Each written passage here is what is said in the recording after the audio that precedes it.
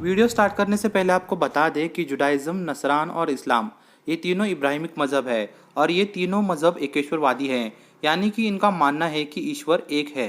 तो आज का हमारा टॉपिक है कि हज़रत ईसा कौन थे, क्या वो मुस्लिम थे या नसरानी थे, साथ ही उनकी पैदाइश कैसे हुई, वो खुदा के बेटे थे जैसा कि नसरानी मानते हैं या फिर वो एक पैगंबर थे जैसे कि मुसलमान मानते हैं। इस बात को हम दोनों की रिलीजन टेक्स्ट से परखने की कोशिश करेंगे। ईसाई एकेश्वरवादी हैं। उनका मानना है कि ईश्वर एक है और उसने ही जन्नत और दुनिया बनाई है।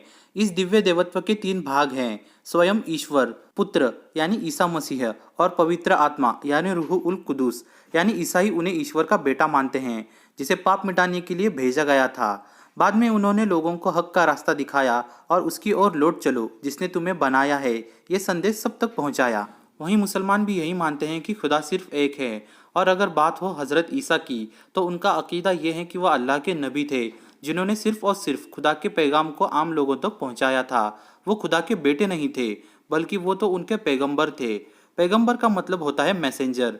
इन पर खुदा ने एक किताब भी नाजिल करी थी जिसका नाम एंजिल यानी बाइबल है। ईसा मसीह का इस्लाम में बुलंद मर्तबा है। कोई मुसलमान तब तक मुसलमान नहीं है जब तक कि वो ईसा मसीह पर ईमान ना लाए। ईसा मसीह पर ईमान लाना हर एक मुसलमान का कर्तव्य है।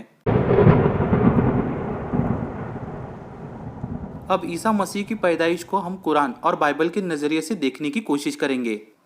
Bible New Testaments chapter number 24 Luke की 31 से लेकर 35वीं आयत में ईश्वर कहते हैं, डरो मत मैरी, खुदा तुम पर मेहरबान हो गया है। आप गर्भवती होंगी और आपको एक पुत्र होगा और उसका नाम यीशु रखना।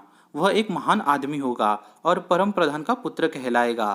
प्रभु परमेश्वर उसे उसके पूर्वज दाऊद का सिंहासन देंगे। मरियम ने स्वर्गदूत से कहा, यह कैसे हो सकता है, मैं एक कुंवारी हूँ। स्वर्गदूत ने उसे उत्तर दिया, पवित्र आत्मा तेरे पास आएगा और परम प्रधान की सामर्थ्य तुझ पर छाया करेगी, इसलिए आपके अंदर विकसित हो रहे पवित्र बच्चे को ईश्वर का पुत्र कहा जाएगा। अब जान लेते हैं कि कुरान में क्या लिखा है।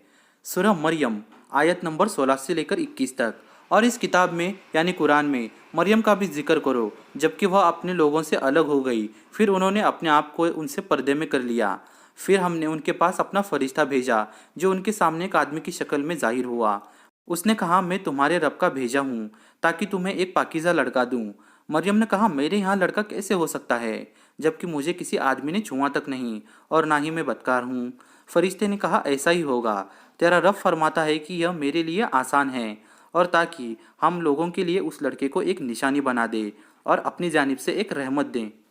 नसरानियों के मुताबिक यहूदियों ने हज़रत ईसा को सूली पर चढ़ाकर मारा था और मुसलमानों के मुताबिक जब यहूदी हज़रत ईसा को मारने के लिए आए तब उनके रब ने उन्हें आसमानों पर उठाया था और वो आज वहीं पर हैं। क़यामत के करीब हज़रत ईसा फिर से आएंगे और दज्जाल को कत्ल करके अपनी बाकी ज़िंदगी दुनिया में बिताएंगे। अब जो भी हो, क़यामत तक नसरानी उन्हें खुदा का बेटा मानते रहेंगे और मुसलमान उन्हें खुदा का पैगंबर।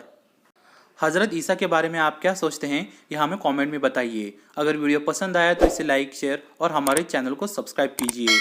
आपसे मुलाकात होगी अगली वीडियो में। तब तक के लिए टेक केयर। जय हिंद।